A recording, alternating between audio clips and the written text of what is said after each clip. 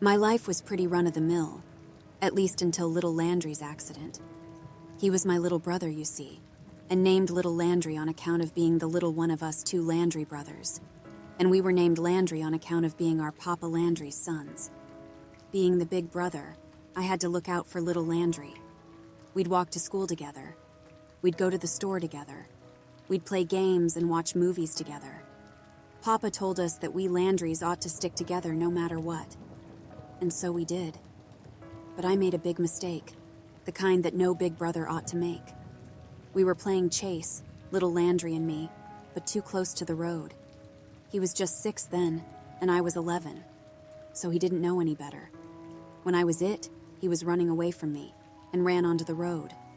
I shouted at him to stop, but he thought it was part of the game, I suppose, so he kept running, right on under the 2-door sedan that was cruising down the road.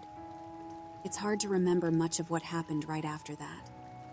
I just know that 2 months later, we were back home, us 3 Landrys. But life wasn't so run-of-the-mill no more.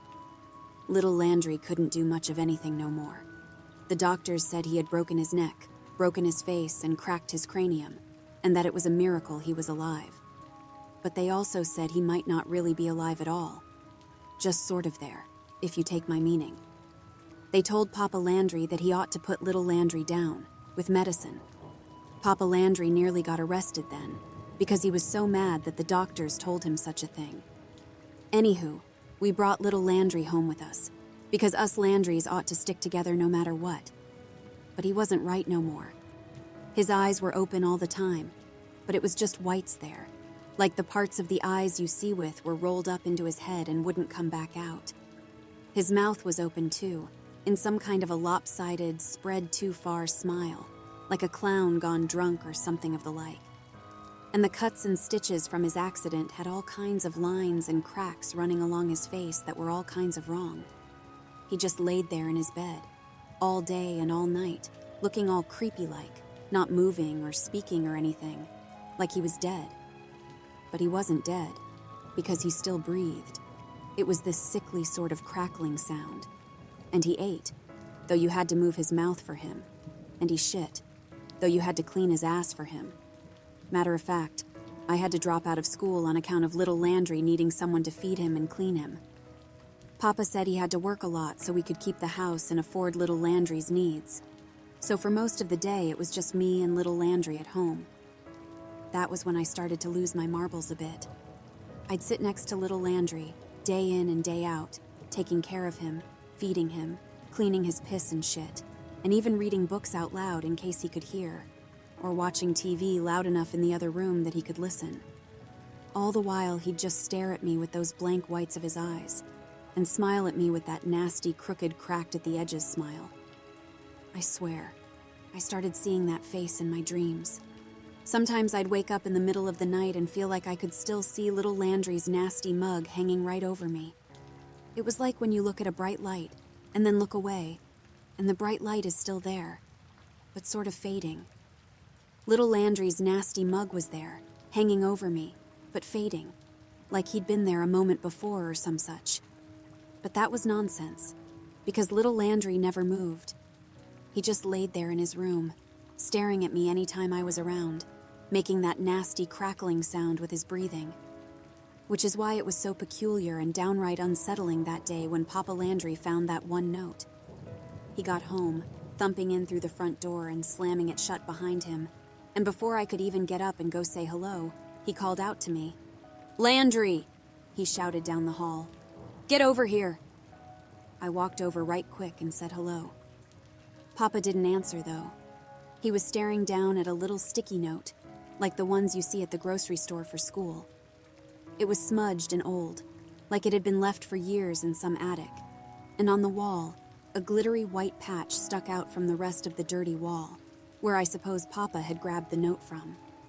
Papa looked up at me, frowning heavy, and asked, "What's this, boy?" "I don't know," I told him.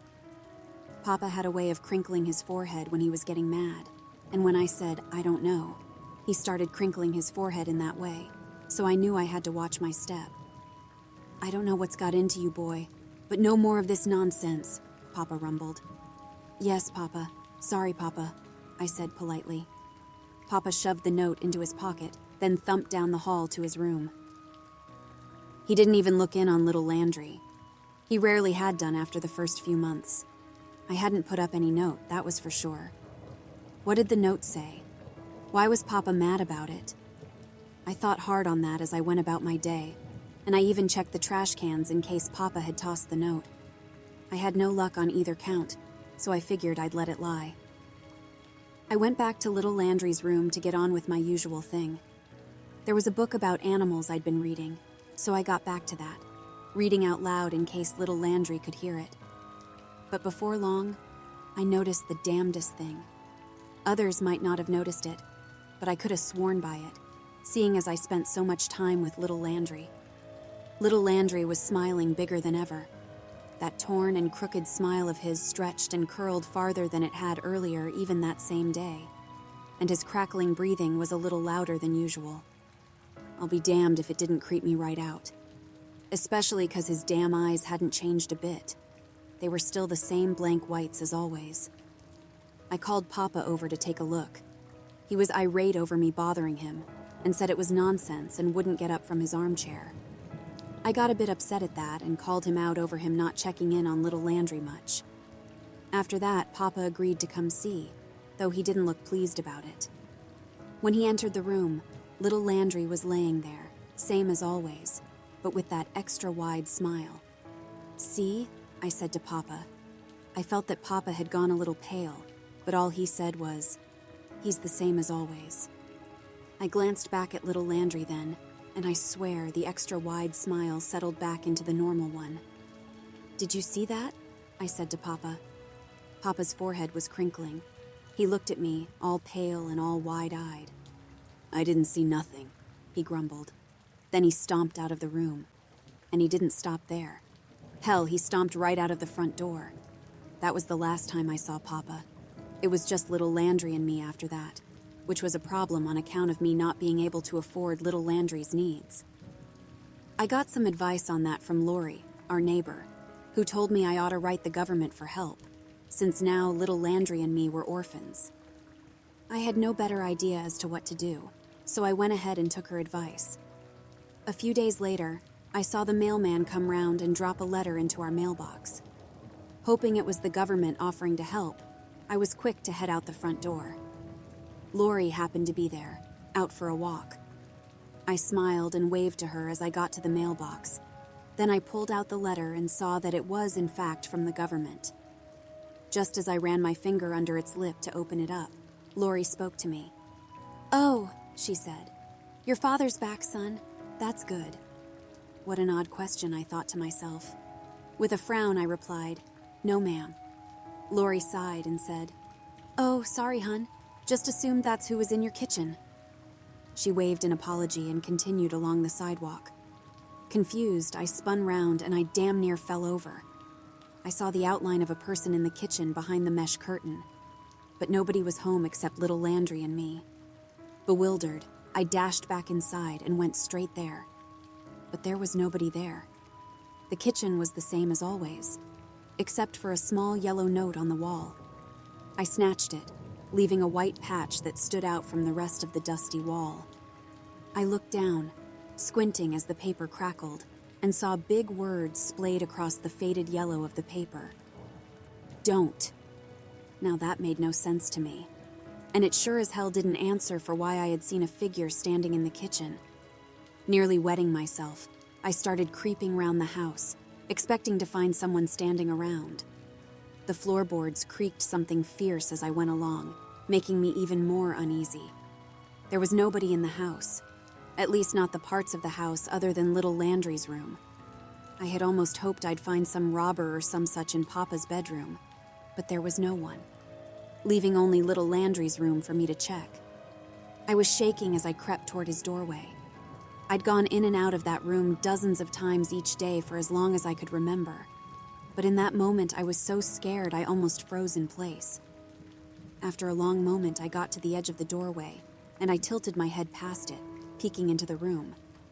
Little Landry was there, the same as always, and there wasn't anyone else in the room with him. I stayed frozen in the doorway. My eyes locked with that blank stare of his, imagining how he might have gotten up and walked to the kitchen, then stood there and just watched all creepy like as Lori and me talked outside.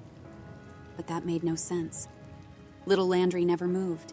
He just laid there, staring blankly and smiling all day and all night. Maybe the figure we saw had just been a trick of the light, I thought to myself. I didn't quite believe that, but what else was I going to tell myself? I went back to the kitchen and got back to opening the envelope from the government. After I read the letter, I had to sit down for a while, just trying to make sense of things. You see, the government said that they wanted to send me to a boarding school where I'd be taken care of, and even said they'd cover the costs of it. That didn't sound so bad in itself, but the problem was that they also said it was time to pull the plug, so to speak, on little Landry. They said it would have to be my decision, since Papa wasn't around no more. I was all shaken up, and honestly, that was mostly on account of me wanting to agree to it. Little Landry ran under that car way back when 'cause I was a bad big brother, and now I was considering calling it good on his behalf and taking away what life he had left, making me an even worse big brother. And yet, I so wanted to just go along with it. I wanted to move on. Was that wrong? I was mulling it over the next day, still undecided, when I saw it. Another note, just like the first. This one really took me by surprise, 'cause I was on the shitter when I noticed it. I reached over to grab some toilet paper and it was right goddamn there next to my face. The paper crackled, the air feeling strangely warm around it, as I peeled it off the wall. The writing was on the underside this time. Don't! I swear, if I hadn't just shit, I would have shit myself. I cleaned up and got out of that bathroom as quick as I could, and I ran toward little Landry's room. He was laying there, same as always, except for his smile. It was that extra wide smile again, I could have sworn. The sight of it made my hairs stand on end, and honestly, I lost it then. I shouted at little Landry. "Cut the shit!" I roared at him. "Why won't you say anything or do anything?" I screamed. He just laid there, same as goddang always. I kept shouting, and unsurprisingly, he didn't respond in any way. Damn, I'm losing it, I thought to myself after that. I grabbed our phone and called up the number from the government letter that same day. I told them I was good to go along with their plans for me and little Landry. I just had to get out of there. It was 3 days before the hospital people came to take little Landry, and in those 3 days, there were notes. So many notes, all around the house. I was really losing it, I told myself as I tore the crackling notes off the walls, not even bothering to read them anymore. By the time the hospital people arrived, the walls were downright littered with those glittery white patches. And then, little Landry was gone. They placed him on a stretcher and took him away to be put down. I thought I'd feel relieved, but I didn't. Not at all. I sat on the front porch with my bags all packed for the entire rest of that day as I waited for my ride to pick me up and send me off to boarding school. I expected I'd be nervous going into boarding school, but man, I was so rattled after everything that happened back home that I had no energy for that. When I got to the school, all I could think about was getting to my room and going to bed. After having a tour of the school and meeting my teachers, I was allowed to go to my dorm room. I had the room to myself, which was a relief, because it meant I could go right to bed without being bothered. I didn't sleep good that night because I dreamt of little Landry, that awful smile of his, that crackling breathing and those blank eyes.